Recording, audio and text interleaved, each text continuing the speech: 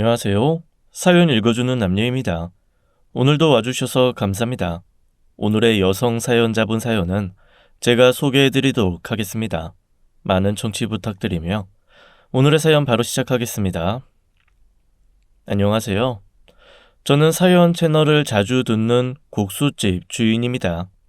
우리가 태어난 게 기적이라 치면 이 험한 세상 용케 버티며 사는 것도 또 하나의 기적이 아닐까 그런 생각이 드네요.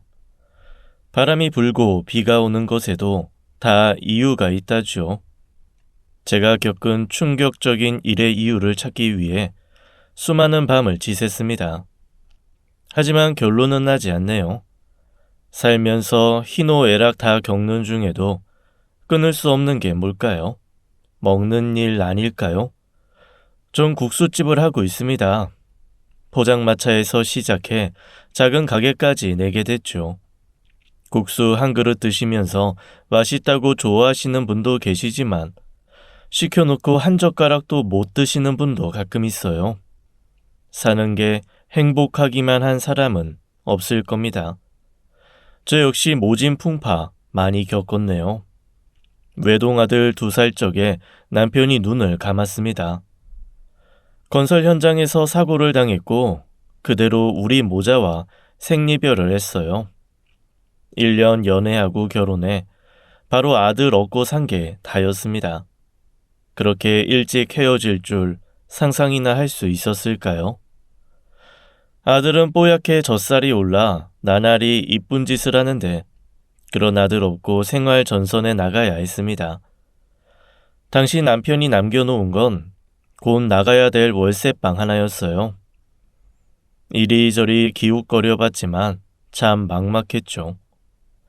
애 데리고 할 만한 일은 돈이 안 되고 돈이 되는 건 아들과 떨어져 있어야 했으니까요. 그러다 포장마차를 하나 물려받게 됐습니다. 이것도 전 하늘이 도왔다 생각했어요.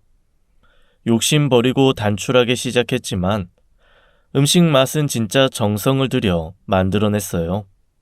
이거 아니면 아들과 저 끝장난다는 각오였죠. 다행히 단골 손님이 하나둘 생기기 시작했습니다. 또 오셨네요. 아유, 반가워라. 오늘은 뭘로 드릴까요? 잔치국수 3개 말아주세요. 하나는 곱빼기로요. 배고파. 애들아, 여기 국물 끝내줘. 양도 많고. 제 포장마차엔 2차, 3차로 오시는 분들이 많아서 주로 밤에 장사를 하게 됐네요. 나중엔 식당 열고 나서는 고생이 덜했지만 포장마차 할 땐 어려움이 많았죠. 믿기 어려우시겠지만 전 아들을 업고 일을 했습니다. 태어날 때 제 밥그릇 갖고 태어난다고 하죠. 돌이켜보면 제 아들 동주가 그런 운을 타고 난 것 같아요. 아들은 엄청 순해서 우는 법을 몰랐습니다. 손님들도 신기하다며 용돈을 줄 정도였으니까요. 술 취해 밤늦게 오시는 손님들, 제가 아들을 업고 있으면 눈이 휘둥그레졌죠. 내가 잘못 봤나? 이 시간에 지금 애를 업고 있는 거예요? 어떻게 저렇게 잘 자요? 거참 신기하네. 애가 원체 순해요. 어디서도 잘 자고요. 뭐 드릴까요? 비빔 하나, 잔치 2개요. 참. 애가 너무 신통하네. 저 아줌마 허리 안 아파요? 괜찮아요. 이 정도로는.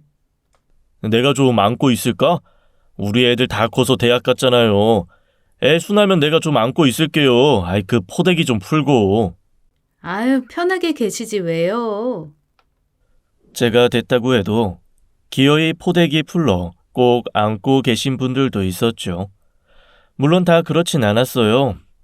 애 어디라도 맡기고 장사하라고 애한테 못할 짓 아니냐는 지적도 받았습니다. 그래도 어쩌겠어요. 처음엔 맡길 데가 없으니 할 수 없었어요. 등에 땀이 차도록 업고 있어도 세상 모르고 자는 아들 덕분에 굶지 않을 수 있었죠. 아들이 크니까 봐줄 것도 생기더라고요. 어디서도 잘 먹고 잘 자는 애기다 보니 맡긴 곳에서도 편하다고요. 살다 이렇게 순한 애는 또 처음이네. 아니, 내가 애를 보는지 까먹을 정도였다니까. 그래요? 잘 놀았다니 다행이네요. 이런 애면 10명도 보겠어. 내일도 맡길 거야? 그래도 될까요? 금요일 밤에는 손님이 많아서. 늦을 것 같으면 내가 아예 채우지 뭐. 마음 푹 놓고 일하고 와. 내일 아침에 데리러 오라고. 고맙습니다. 정말 고맙습니다. 고맙긴 돈 받고 하는 일인데 고마우면 1,000원이라도 더 주든가. 아들 동주는 그렇게 우리 살 길을 열어줬어요. 고슴도치도 제 자식은 예쁘다는 말 진짜였네요. 아버지 없이 가난한 집에서 자라는 처지여도 사랑만은 듬뿍 주고 싶었습니다. 더러는 이런 얘기도 들었죠. 애가 애답지 않다고 어디 이상 있는 거 아니냐고요. 울지도 않고 순하기만 하니 그런 말도 들었어요. 모난 돌이 정 맞는다 말도 있지만 너무 둥글어도 이리저리 발에 채 있는 거 아닐까 노심초사하기도 했죠. 사실 우리 아들 중학교 들어가서 따돌림 때문에 힘들어했습니다. 거친 애들이 순한 동주를 표적 삼아 때리고 돈 뺏고 그랬나 보더라고요. 착한 사내 녀석에게 세상은 정글일지도 몰랐습니다. 전 장사하느라 까맣게 몰랐는데 아들이 괴롭힘을 당한다는 걸 이웃들이 얘기해줘서 알았습니다. 골목에서 날라리 같은 애들 사이에 동주가 당하고 있다란 얘기였죠. 복장이 터지는 건 아들 녀석이 제가 캐묻지 않으면 말을 도통 안 하는 거였어요. 그런 일이 있으면 엄마한테 말을 해야지. 왜 입을 꾹 다물고 있어? 엄마 알면 속상하잖아. 아이, 좀만 참으면 돼요. 고등학교 멀리 가면 되는데 내가 알아서 할게. 네가 뭘 알아서 해? 아휴, 속상해. 걔네 이름 대봐. 얼른. 엄마가 가만 안 있을 줄 알아, 암튼. 내가 알아서 한다니까. 엄마는. 그러다 며칠 후 아들을 괴롭히는 녀석들이 우리 가게에 몰려왔더라고요. 제가 동주 엄마인 줄 모르고 왔겠죠. 그 애들 의자에 앉기가 무섭게 양동이에 든 찬물을 퍼붓고 악의 악을 썼네요. 순한 양이었던 저도 자식 일에는 눈이 뒤집히더라고요. 썩 꺼져. 내 아들 괴롭히는 깡패 같은 것들한테는 국물 한 방울도 못 줘. 당장 나가. 안 나가? 아이, 아줌마 왜 이래요? 손님한테 이래도 되는 거예요? 아이, 쫄딱 젖었잖아. 이거 비싼 건데. 너 이거 이 잠바 누구 돈으로 샀니? 우리 동주 돈으로 샀어? 어디서 머리에 피도 안 마른 것들이 남의 돈을 뺏고 사람을 괴롭혀? 어딜 슬금슬금 도망가. 오늘 너 죽고 나 죽자. 이 판 사판이다 이거야. 사생결단 낼 듯이 미친 여자처럼 날뛰니까 애들이 슬슬 피하더라고요. 무사워서 피하는 게 아니라 못 볼 걸 봤다는 얼굴을 하고서요. 다시는 동주 괴롭히지 말라고 악을 썼습니다. 그 난리를 겪고 아들한테 물었어요. 전학 가고 싶냐고. 이사 원하면 가게 정리하고 완전히 다른 동네로 가자고 했죠.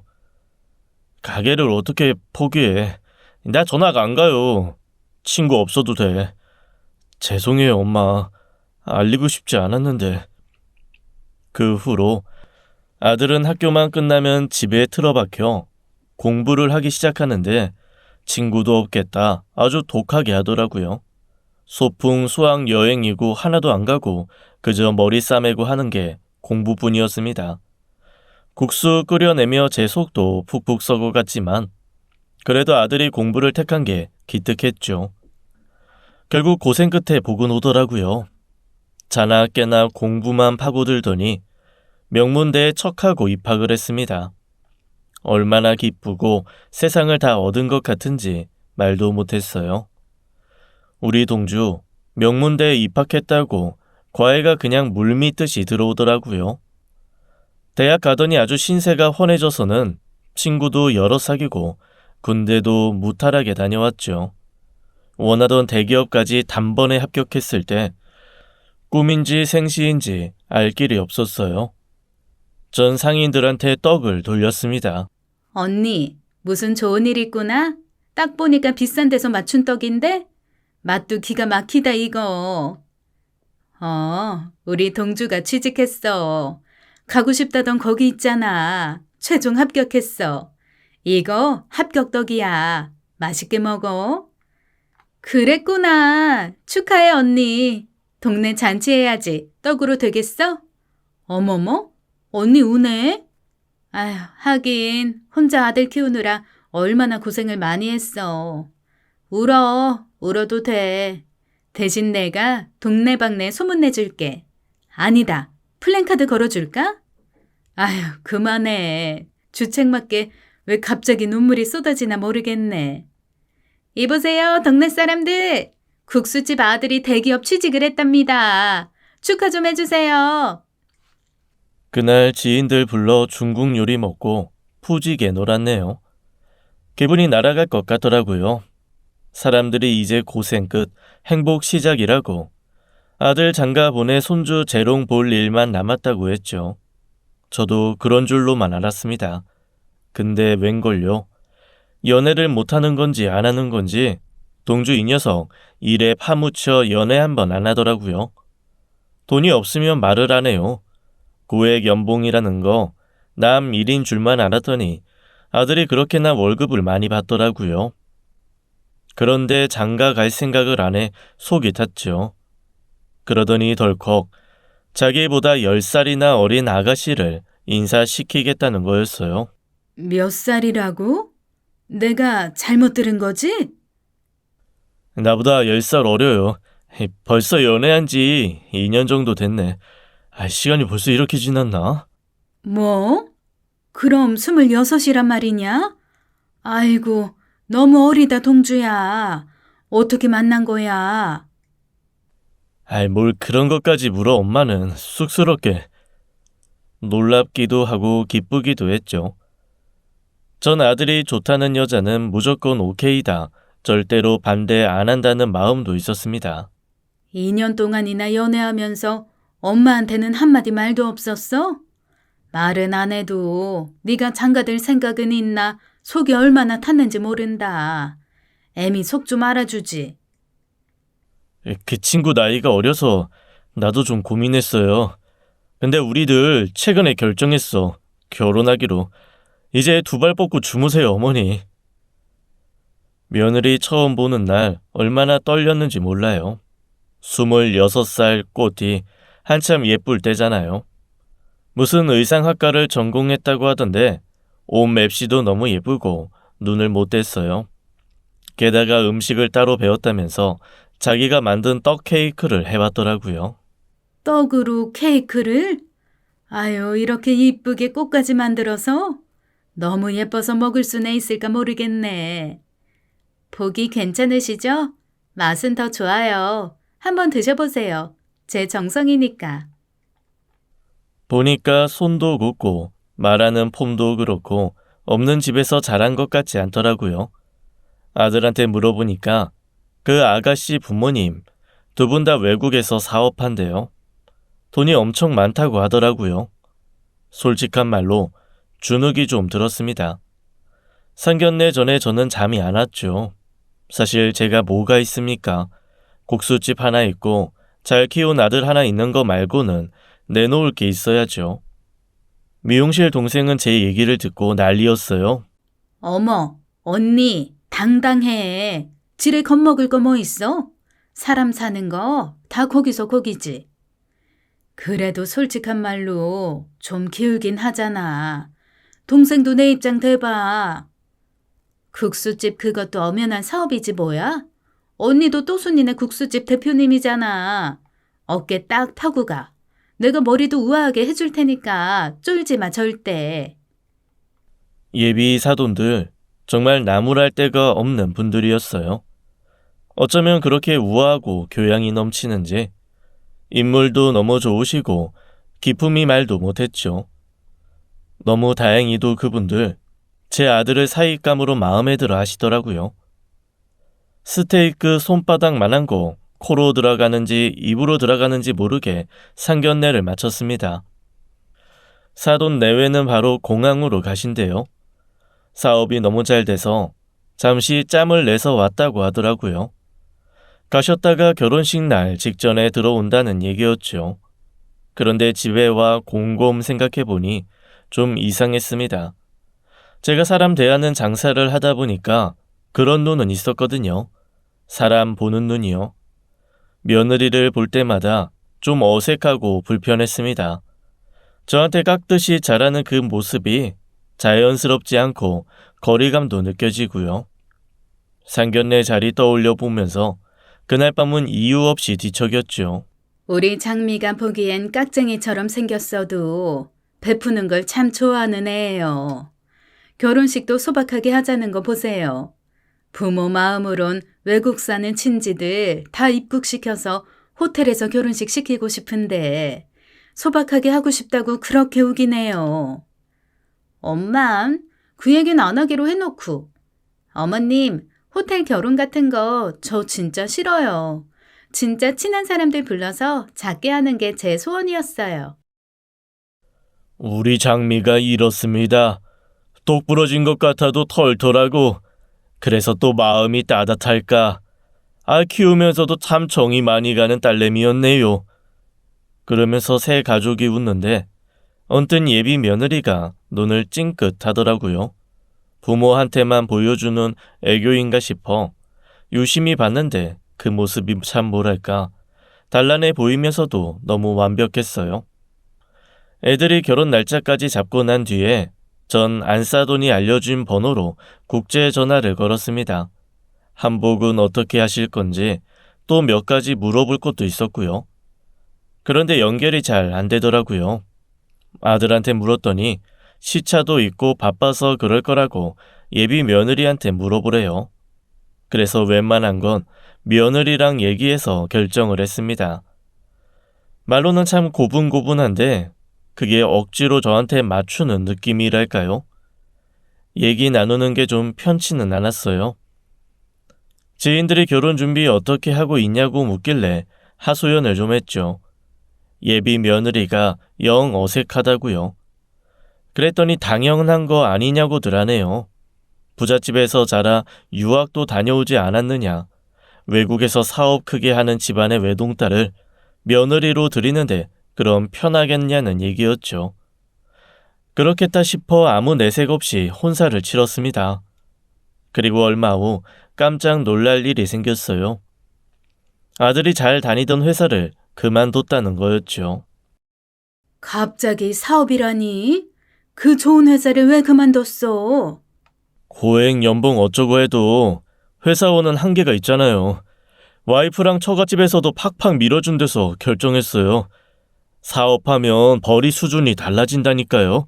어머니, 제가 호강시켜 드릴게요.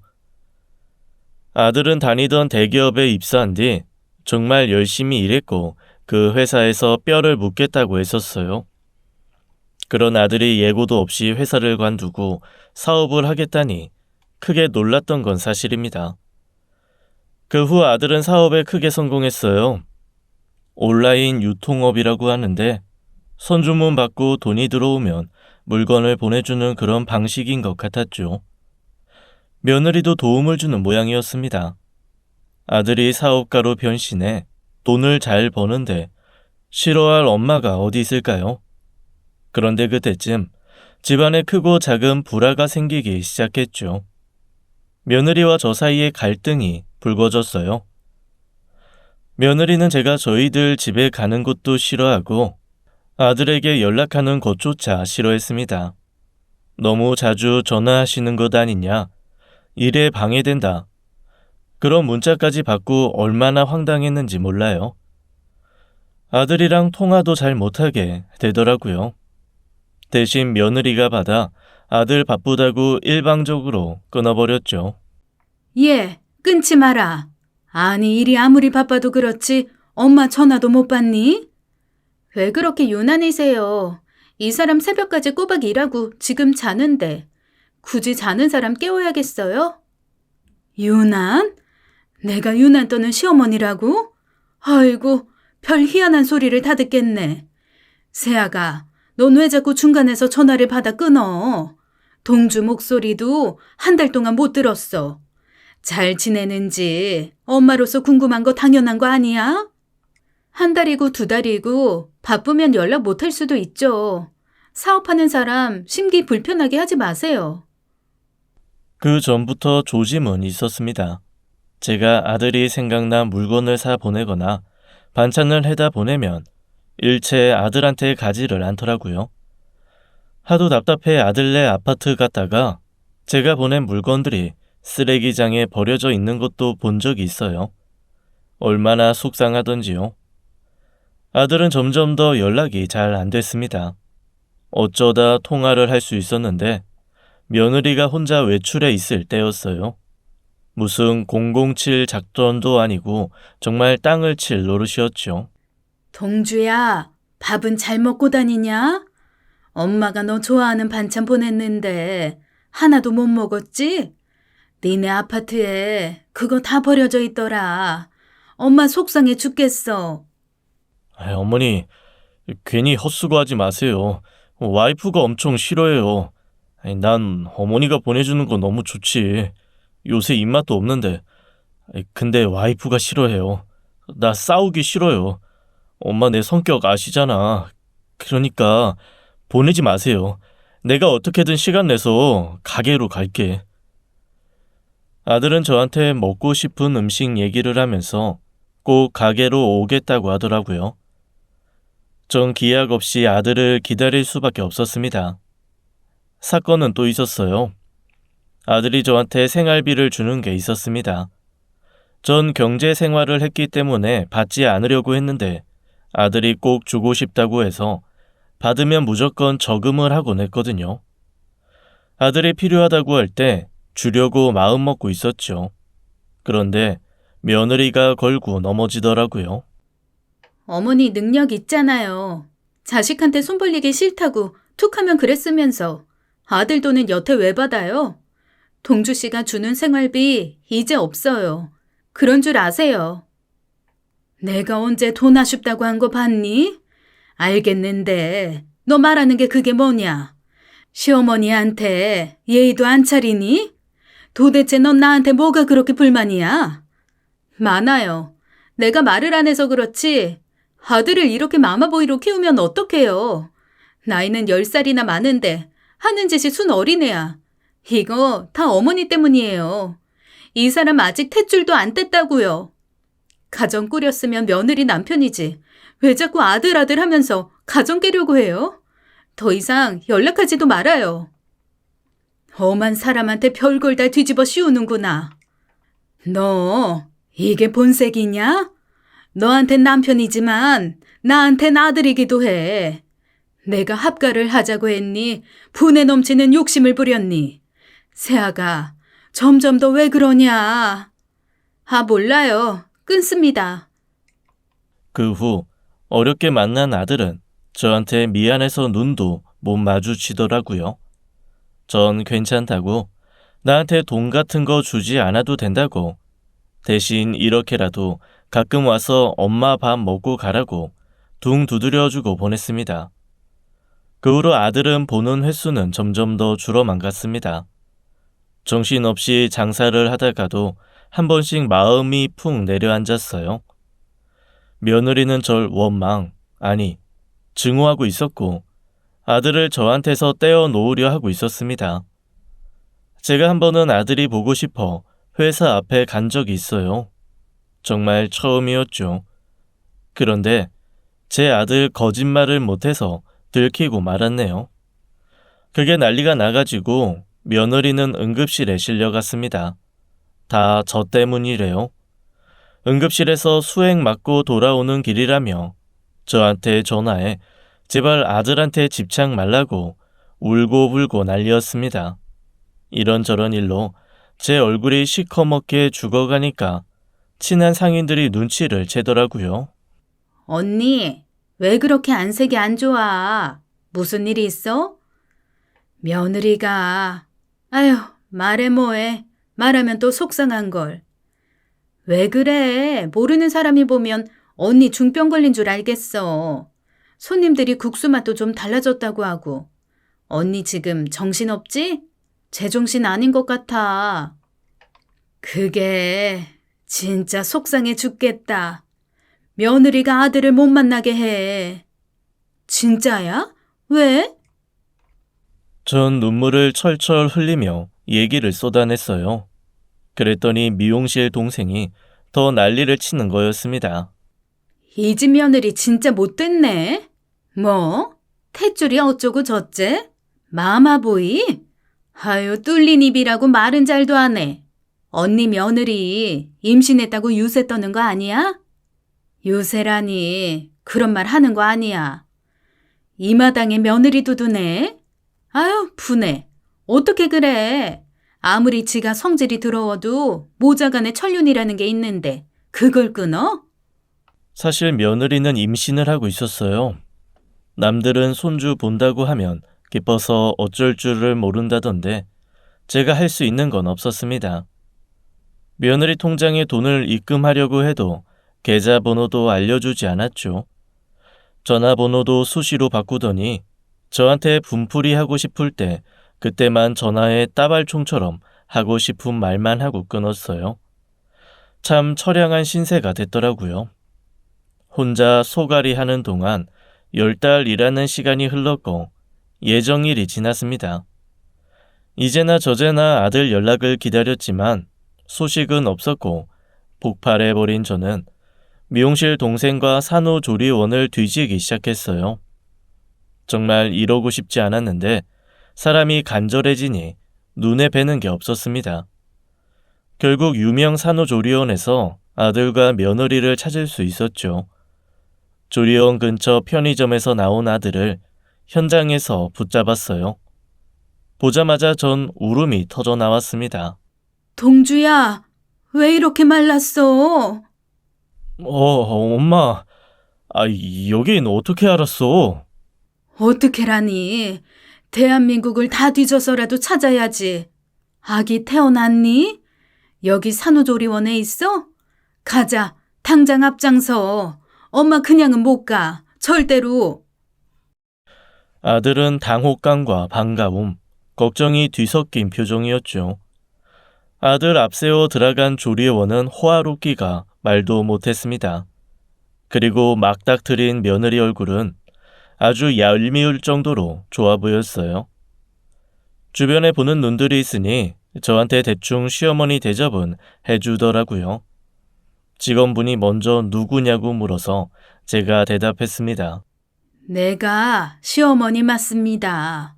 우리 손주 보고 싶어서 한달음에 달려왔어요.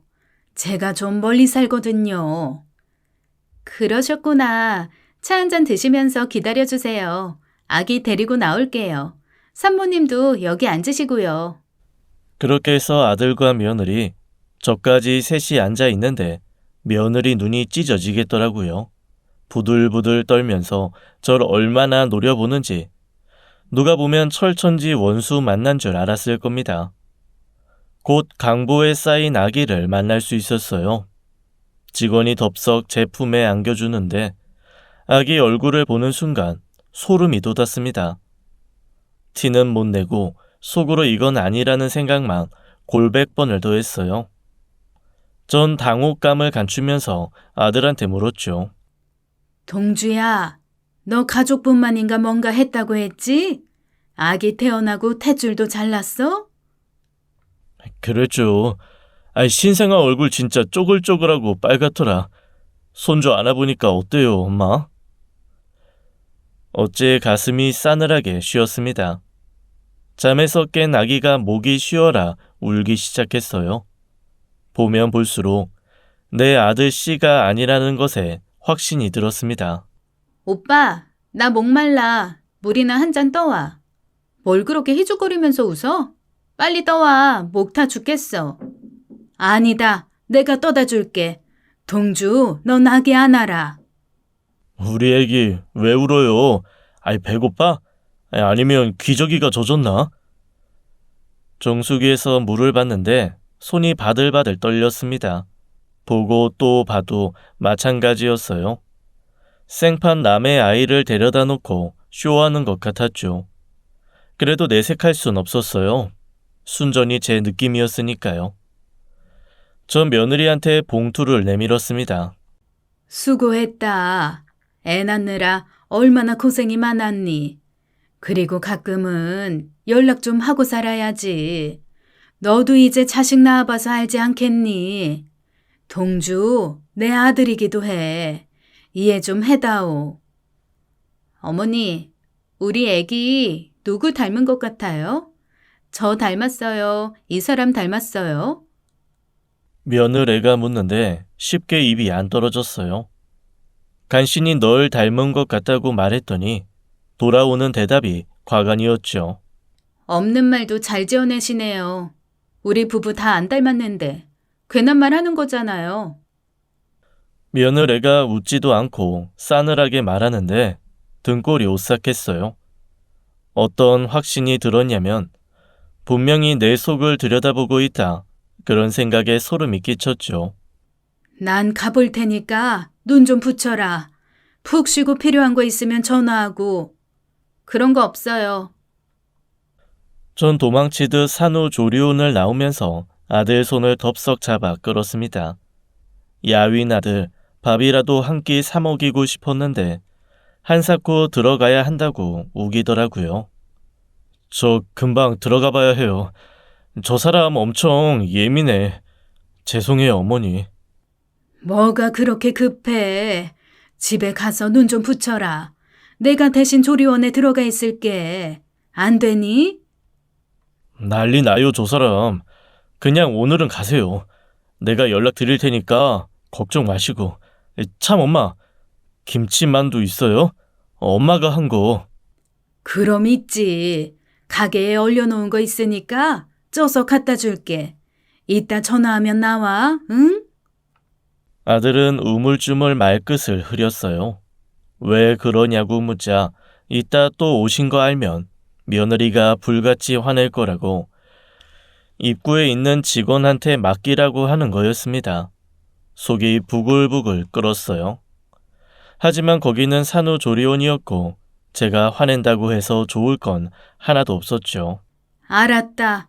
엄마가 맛있게 쪄서 직원한테 맡겨놓을게. 많이 먹어. 알았지? 애기 사진도 좀 보내주고. 애기 사진을 보내란 건 일말의 희망을 갖기 위해서였죠. 아들은 저한테 고개를 꾸벅 숙이고는 서둘러 들어가더라고요. 눈물이 핑 돌았습니다. 손주를 봤는데 기쁘지도 않고 오히려 슬프고 분하기만 했어요. 저도 제 감정이 뭔지 알 수가 없었습니다. 주차장에 있던 미용실 동생이 절 보더니 묻더라고요. 애기 봤냐고, 얼마나 이쁘냐고요. 전 대답도 못하고 통곡을 했습니다. 전후사정 이야기했더니 욕을 하더라고요. 듣다 이런 경우는 처음 본다고요. 다 털어놓는 사이였지만 차마 그 말은 못했어요. 애기가 아무래도 남의 씨인 것 같다는 그 말이요. 땅이 꺼져라 한숨을 쉬며 가게로 들어갔습니다. 얼려둔 김치 만두를 뜨겁게 쪄서 포장했어요. 아들이 맛있게 먹기만을 바라면서 혼자 산후조리원으로 갔죠. 직원에게 맡기면서 신신당부를 했습니다. 김치만두예요. 이건 직원분들 드시고 이건 302호실에 있는 아들 내외에게 전해주세요. 부탁합니다. 저희 것까지 챙겨주셨어요? 감사히 잘 먹겠습니다. 그런데 왜 들어가시지 않고요? 면회되는데요. 아니에요. 사정이 있어서 그럽니다. 맛있게 먹고 이것도 꼭 전해주세요. 네? 네, 고맙습니다, 어머니.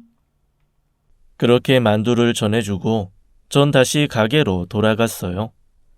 그날 이후 해를 넘기도록 아들을 못 보게 될 거라고는 정말이지 눈꼽만큼도 몰랐어요. 그날 밤 아들한테 문자 하나가 도착했더라고요. 어머니, 당분간 저한테 연락하지 마세요.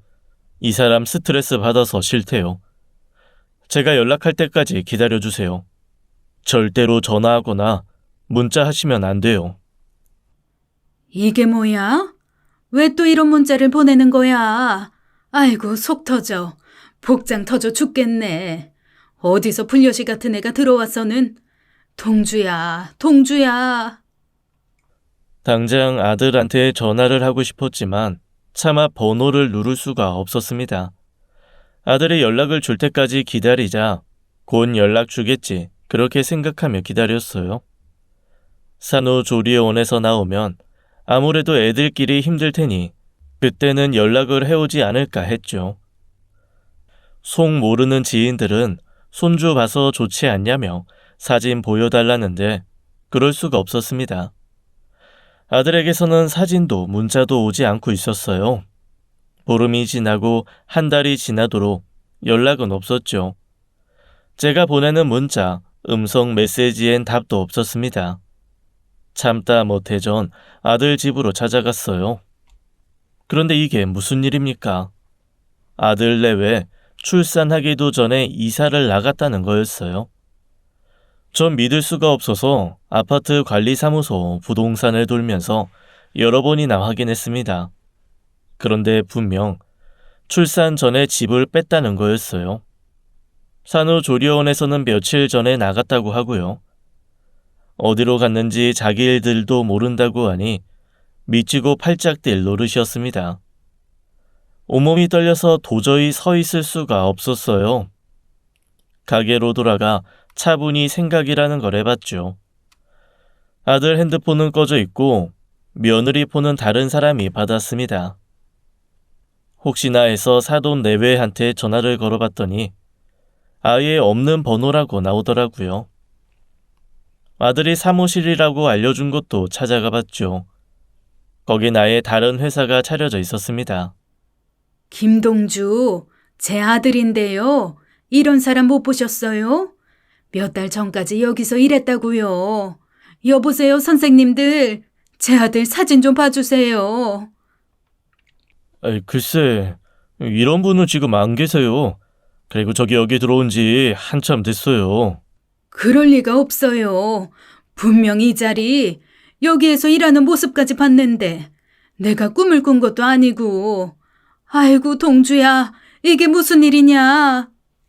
제가 울면서 매달리니까 거기 대표라는 남자가 저한테 그러더라고요. 아주머니 혼자 그러지 마시고 경찰의 도움을 받아보라는 얘기였습니다. 전 결국 경찰서까지 찾아갔어요. 아들 내외가 흔적도 없이 사라졌다. 제발 좀 찾아달라. 애걸복걸하니 제 얘기를 들어주긴 했지만 돌아오는 대답은 기다려보라는 것뿐이었죠.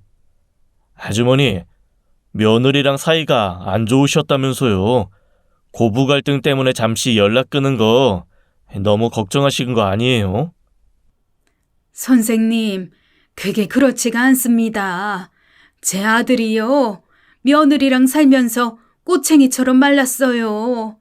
저한테 전화 문자도 제대로 못하고 마지막 본 그날도 만두 먹고 싶다고 하면서도 며느리가 화낼지도 모르니까 몰래 맡겨달라고 그랬단 말이에요.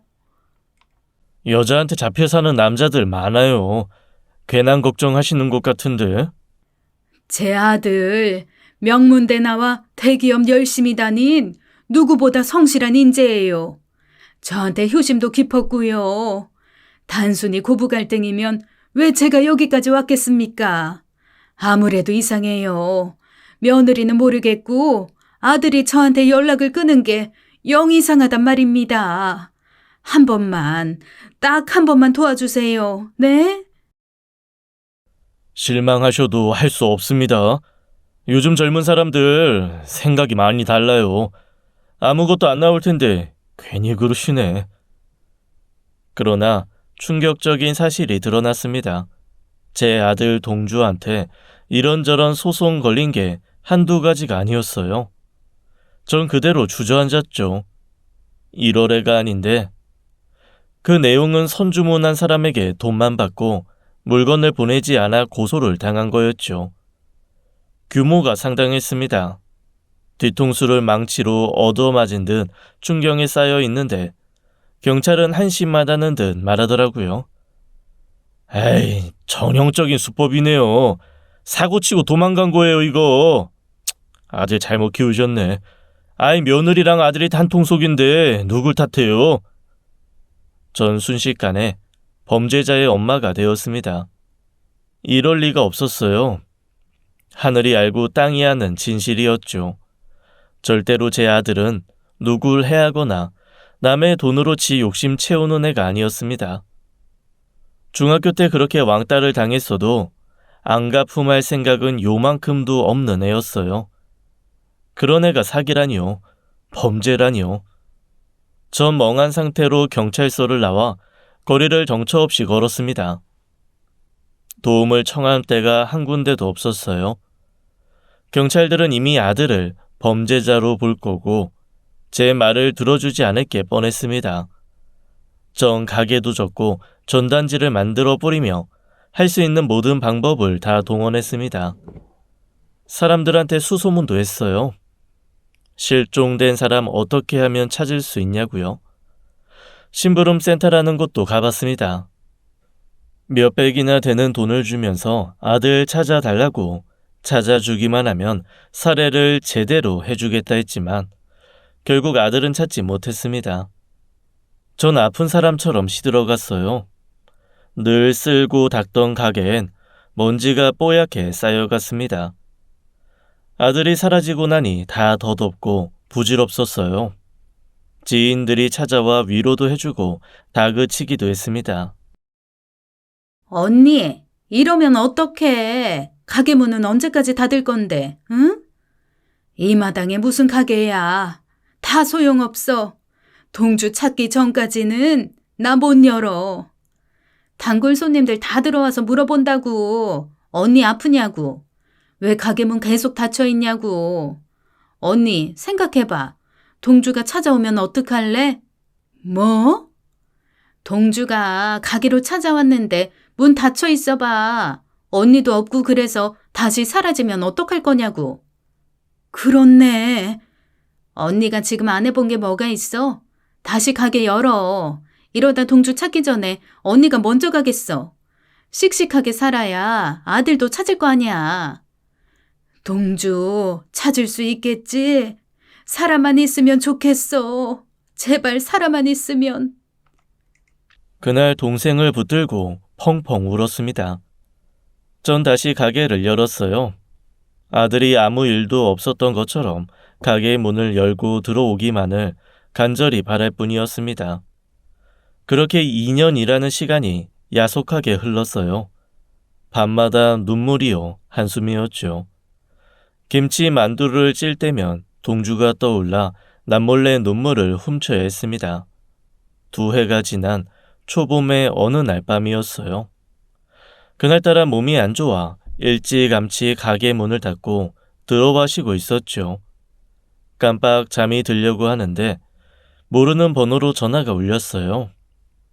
전 벌떡 일어나 전화를 받았죠. 여보세요? 상대는 제 목소리만 듣고 답이 없었죠. 순간 심장이 미친 듯이 뛰었습니다. 순전히 감인데 대답 없이 숨소리만 듣는데도 확 느낌이 오더라고요. 동준이? 동주야! 엄마야! 동주야! 그쪽에선 여전히 아무 말이 없었습니다. 하지만 전 확신했어요. 눈물이 차올랐습니다. 전 울먹이며 절규했어요. 동주야, 어디냐? 거기가 어디야? 엄마가 갈게, 동주야. 잠시 후 흐느끼는 소리가 들리기 시작했습니다. 온몸에 소름이 쫙 돋았어요. 동주가 확실했어요. 아들의 흐느끼는 소리라도 더 듣기 위해 제 입을 틀어 막았습니다. 동주라는 확신을 얻고 싶어서요. 억눌린 듯 울음을 삼키는 소리는 분명 너무나 감사하게도 제 아들이었어요. 동주야, 거기 어디야? 우리 얼굴 보고 얘기해. 엄마가 지금 당장 갈게. 말해, 거기가 어딘지. 엄마, 엄마. 몰라? 거기 어딘지 몰라? 너 공중전화 맞지? 가게 있는 데서 전화하는 거야? 보이는 거 아무거나 말해. 간판 아무거나 그 밑에 전화번호 있을 거 아니야. 아들은 흐느끼며 울다 제 말을 듣더니 한참 뒤에야 입을 열었습니다. 보이는 뭔가가 있다면서 더듬거렸어요. 전 얼른 메모지에 간판 이름이랑 전화번호를 어렵게 받아 적었습니다. 그리고 신신당부를 했어요. 동주야, 거기 꼼짝 말고 있어. 엄마가 당장 갈게. 누가 어디 가재도 따라가지 마. 어디 숨어 있어 꼭. 전 달달 떨리는 손으로 전화번호를 찾았습니다. 심부름센터 직원한테 연락을 해서 당장 돈을 보낼 테니 아들이 있는 곳이 어디인지 알아달라고 했어요. 단서는 간판 상호랑 옛날 전화번호가 전부였지만 반드시 거기가 어딘지 알아야 했습니다. 한시가 급한 상황이었죠. 무슨 정신으로 운전을 했는지 모릅니다. 무작정 출발한 와중에 심부름센터 직원이 알려주더라고요. 아들이 있는 곳이 어딘지를요. 눈물도 한 방울 나오지 않았습니다. 상황이 너무 긴박했어요. 그리고 아들이 있다는 곳에 도착했죠. 커다란 폐공장에 폐가 뿐인 동네를 랜턴 하나 들고 들어갔습니다. 온몸이 사시나무처럼 떨렸지만 어떻게든 내 아들을 찾아야 했어요. 동주야, 엄마 목소리 들리니? 동주야, 들리면 대답해줘. 엄마 왔다고. 어디선가 작은 신음소리 같은 게 들렸어요. 자세히 들어보니 울음소리 같기도 했습니다. 그 소리를 쫓아 풀숲으로 한참 들어간 후 기적적으로 아들을 만날 수 있었습니다. 멀리서 봤을 땐 동주라는 것도 몰랐어요. 웬 노숙자가 길바닥에 웅크리고 있나 했죠. 저 사람이 우리 동주를 해코지라도 했나 의심하며 다가갔는데 기절 초풍하는 줄 알았습니다. 동주니? 동주야, 아이고 내 아들. 이게 무슨 일이냐? 이 꼴이 다 뭐야? 뼈밖에 안 남은 앙상한 몰골, 때가 덕지덕지 낀 손과 발, 기름이 흐르는 엉켜있는 머리카락까지 아들은 그야말로 형편없는 모습이었죠. 얼마나 못 씻었는지 악취도 풍기고 옷은 찢어진 채 더러워져 있었습니다. 그렇게 우리 모자는 만날 수 있었고 음산한 기운이 도는 빈 마을에 제 울음소리만 울려 퍼졌어요. 동주는 너무 놀랐는지 절 멀뚱멀뚱 보다가 제가 어깨를 잡고 흔드니까 그제야 눈물을 폭포수같이 흘리는 거였습니다. 가슴이 갈기갈기 찢어지는 것 같았어요. 가자. 어서 일어나. 일어나지도 못하겠어? 엄마 등에 업혀. 내가 어떻게든 업어볼게. 엄마, 어머니. 아들은 장신이었고 몇 번 엎어지고 나서야 간신히 아들을 부축할 수 있었습니다. 근처 모텔에 아들을 데리고 가 씻기고 먹을 만한 걸 사와서 펼쳤죠. 근처에 뭐가 없어 빵과 우유가 전부였는데 아들은 그것조차 허겁지겁 개눈 감추듯 해치웠습니다. 천천히 먹어. 아유, 이거 봐. 목 막힌다니까. 물도 좀 마시고, 응? 아들은 얼마나 굶었는지 걸신이 들린 것처럼 음식을 넘겼어요. 누가 쫓아오는 것처럼 주위를 막 두리번거리면서요. 천갈래 만갈래 가슴이 찢어졌습니다. 먹자마자 푹 고꾸러진 아들은 그대로 몇 시간을 자더라고요. 피골이 상접한 아들을 보고 있으니 눈물이 마를 새 없이 흘렀습니다. 제대로 눕지도 못하고 한두 시간 눈을 붙였을까요? 아들이 일어나는 소리에 저도 깼죠. 다시 물을 먹이고 양치를 시키고 천천히 사정을 묻기로 결심했습니다. 아들이 말을 해줄지 그것도 걱정이 됐어요. 사실 동주가 정신이 온전한지도 불확실했거든요. 동주야, 엄마한테는 다 말해도 괜찮아. 여기 나밖에 없어. 그동안 어떻게 살았어? 왜 사라졌던 거야? 하지만 아들은 좀처럼 입을 열지 않았죠. 전 아예 아들을 차에 태워 집으로 데려왔습니다. 이틀 정도 자고 먹기만 하더니 아들은 간신히 정신을 차린 눈치였어요. 전 아들을 찾은 3일째 다시 물었어요. 혹시라도 역효과가 날까봐 얼마나 조심스러웠는지 모릅니다. 이제라도 말해줄 수 있어? 어떻게 된 건지. 산후조리원에서 어떻게 된 거야? 왜 갑자기 사라졌어? 아들은 어렵게 말을 꺼냈습니다. 내가 죽어야 한대. 아들을 위해서. 뭐? 갑자기 그게 무슨 말이야? 애기 엄마가 그랬어. 엄마한테 전화하지 말라고. 그냥 증발한 것처럼 사라지라고. 어떡하지? 아들은 손을 부들부들 떨기 시작했죠. 정 안 되겠다 싶어 아들을 진정시키고 경찰에 신고부터 했습니다. 아들의 소지품을 다 제출하고 지금 어떻게 아들을 찾게 됐는지도 소상히 설명을 했어요. 그리고 전말이 드러났습니다. 차만 예비 신부로 다가온 며느리는 사람의 탈을 쓴 악마, 모든 일의 원흉이었죠. 제 아들 잘 다니던 회사를 그만두게 한 것부터가 본격적인 시작이었습니다. 동주가 사업을 크게 벌여 목돈을 벌어오게 시키곤 자기도 사업을 하겠다는 핑계로 동주가 번 돈을 갈취하기 시작했고요. 정상적으로 벌어들인 돈으론 성에 안 차 나중에는 들어온 물품 대금을 싹 다 빼돌려 동주를 사기꾼으로 만들어 놓았던데 그 과정에서 아들을 세뇌하고 정신을 무너뜨리는 끔찍한 괴롭힘이 있었다는 것도 드러나게 됐죠. 그 지독한 여자는 날마다 제 아들을 몰아세웠대요. 아들의 사업은 구제할 수 없이 망가져 버렸고 빚만 잔뜩 지게 됐는데 이 큰 빚을 해결하지 못하면 어떻게 할 거냐고 끊임없이 닥달한 거였습니다. 순한 아들을 노예처럼 부리며 정신적으로 착취를 해온 거였죠. 내가 어떻게든 갚을게. 아이, 자꾸 그러지 마. 소송 다 당신 이름으로 걸려 있어. 당신이 잘못 처신하면 우리 가족 다 망하는 거야. 어린 아들 인생도 망하고 다 끝나는 거라고. 알아? 그러니까 내 말대로 해. 깔끔하게 사라져버려. 존재 자체가 없었던 것처럼 어디 가서 증발해버리라고.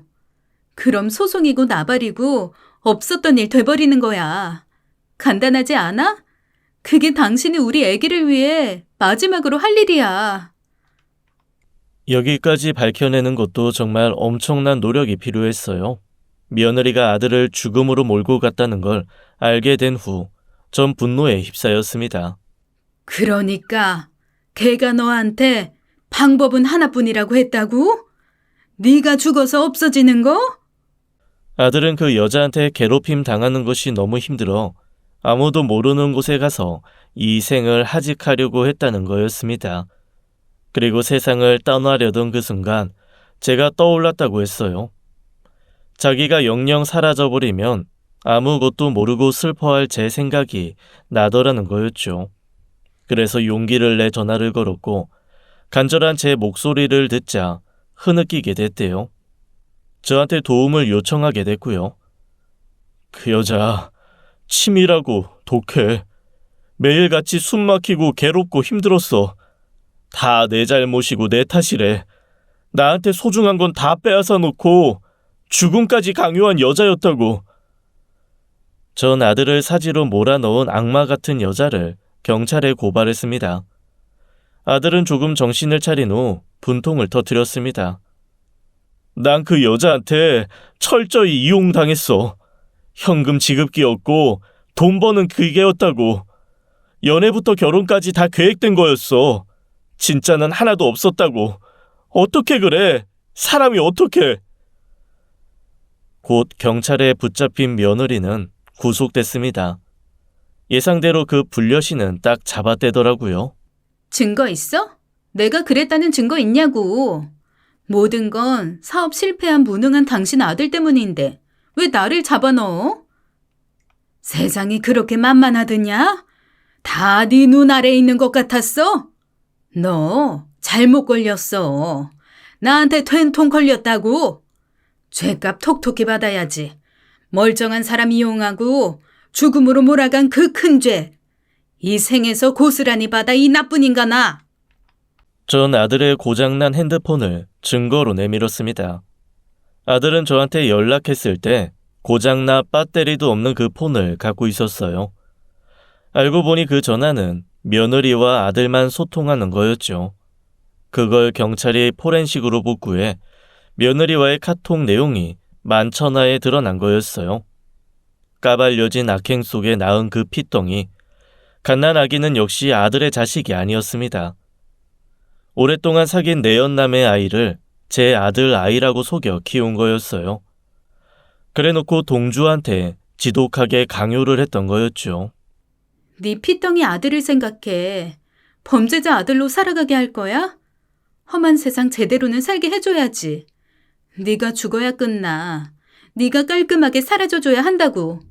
그게 아빠로서의 마지막 의무야. 이런 문자가 수백 통이나 있었습니다. 그 아이 경찰 조사 중에 친자 확인까지 진행해 확실히 아니라는 증거도 확보했어요. 결국 그 끔찍한 사기꾼 여자는 위력에 의한 자살 교사죄로 징역 10년에 처해졌습니다. 아들과의 연애와 결혼, 그 이후의 모든 악행은 그 여자와 내연남의 합작품인 것으로 드러났어요. 그 파렴치한도 징역 4년에 처해졌죠. 악마도 울고 갈 그 여자는 자신의 목적을 위해 수단과 방법을 가리지 않는 사회에 섞여서는 안 될 부류였습니다. 나쁜 짓에도 양심의 가책이라는 건 한 줌도 느끼지 않는 끔찍한 애였어요. 상견례 결혼식의 가족이란 사람들은 몽땅 돈 주고 부른 생판 모르는 남이었고 참한 며느린 척 초반에 연기를 했던 거였고요. 모든 게 거질인 악랄한 애인한테 아들이 잘못 걸려 죽을 뻔한 거였습니다. 처벌을 받게 되자 그 바퀴벌레 한 쌍은 서로를 비난하는 모습까지 보였죠. 며느리의 내연남은 자기는 아무 죄가 없다며 빠져나가려는 모습까지 보였지만 이미 증거가 다 나와 있었기 때문에 빼도 박도 못하고 감옥행이었습니다. 악마의 탈을 쓴 며느리는 저한테 애골복골하는 신용을 하더라고요. 어머니, 살려주세요. 저 한 번만 봐주세요. 이렇게 빌게요. 네? 저 예뻐하셨잖아요. 어머니, 착하고 좋은 분이시잖아요. 제발 선처 좀 해주세요. 전 마지막으로 한 방을 날렸었죠. 착하고 좋은 사람?